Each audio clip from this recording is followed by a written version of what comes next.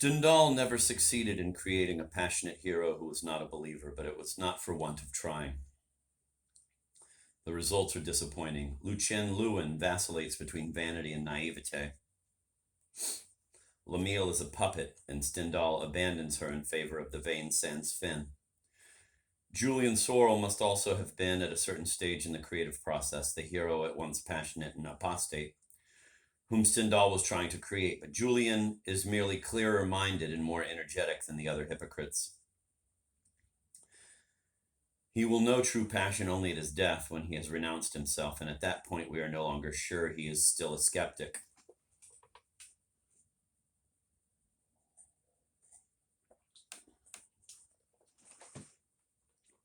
Stendhal's inability to create such a hero is revealing. The being of passion is a creature of the past, narrowly, superstitiously religious. The vaniteux is the man of the present. He is a Christian only by an opportunism of which he himself is not always aware.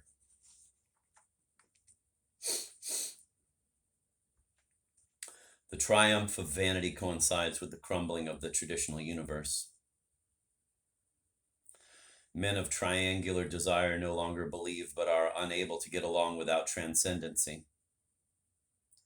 Stendhal wants to convince himself that one can escape vanity without having to give up modern self-awareness, but this ideal was never incarnated in the novels.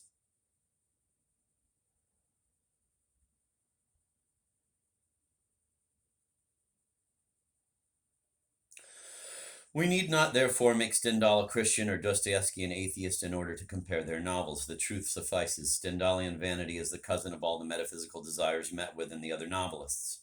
If we are to grasp the concept in all its profundity, we must always bear in mind its double sense, metaphysical and worldly, biblical and everyday.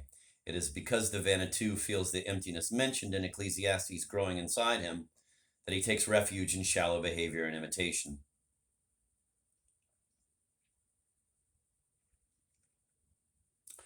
Because he cannot face his nothingness, he throws himself on another who seems to be spared by the curse.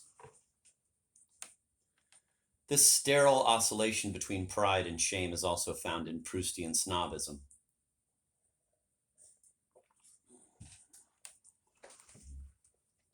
We shall never despise the snob as much as he despises himself. The snob is not essentially despicable. He tries to escape his own subjective feeling of contemptibility by assuming the new being which he supposedly procures through snobism. The snob thinks he is always on the point of securing this being and behaves as if he has already done so.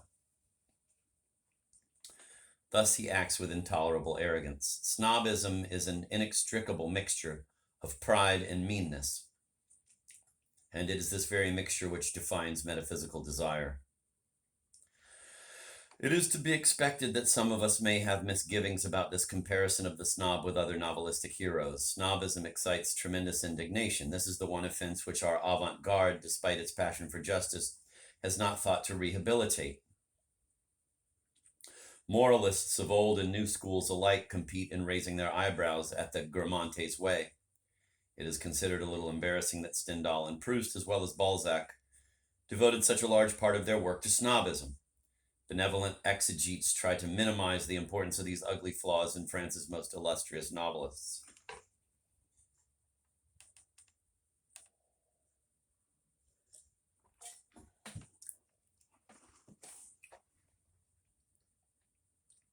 We do not despise Dostoevsky's heroes, but we despise the snob because snobism is felt to belong to our normal, everyday world. We like to think of snobism as a vice we ourselves have fortunately been spared, but whose deplorable results we see all around us. Snobism thus becomes the object of a moral judgment. The underground man's obsession, on the other hand, seems pathological or metaphysical to us. It belongs to the world of the psychiatrist or philosopher. We have not the heart to condemn one who is possessed.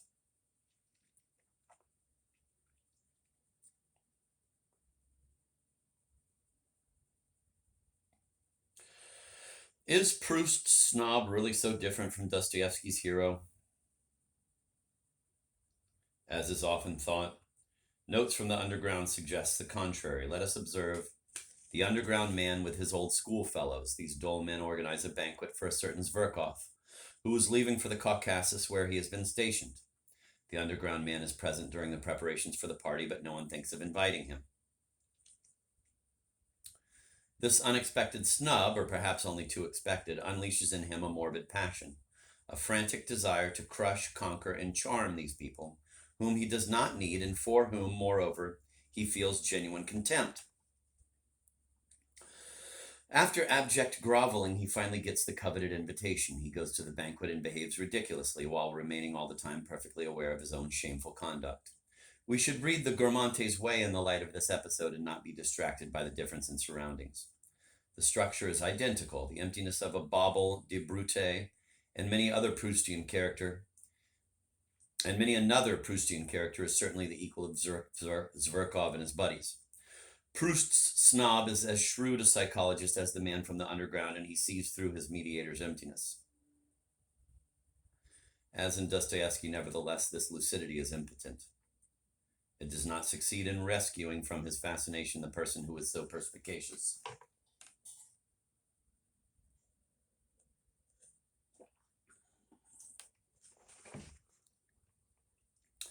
At this point, the Proustian hero's truth merges with his creator's truth. As a wealthy and brilliant young man of middle-class family, Marcel Proust was irresistibly drawn to the only Parisian milieu where his wealth, charm, and ability were of no assistance to him. The only company he sought, like Jean Saintoul in school, was that of people who wanted to have nothing to do with him. In Proust, as in Dostoevsky, a negative criterion determines the choice of mediator. The snob, like the lover, pursues the person who flees him, and there is pursuit only when there is flight. In Proust, as in Dostoevsky, obsessive desire is unleashed by the refusal of an invitation, the other's brutal rejection.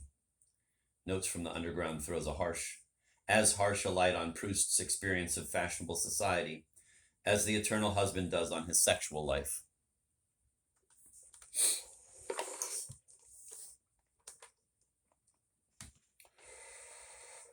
Proust's snob finds himself faced with the same temptations as the underground man. The letter to the mediator is a good example. This letter is meant to be insulting, but in reality, it is an anguished appeal.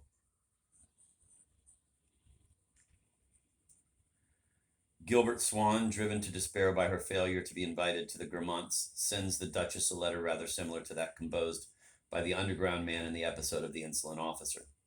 In Jean Saintoul, the hero writes to his schoolmates who are persecuting him and begs for their friendship. The raving messages of flattery sent by Nastasia Filipovna to Aglaia and the idiot fit into the same structure as the Proustian letters.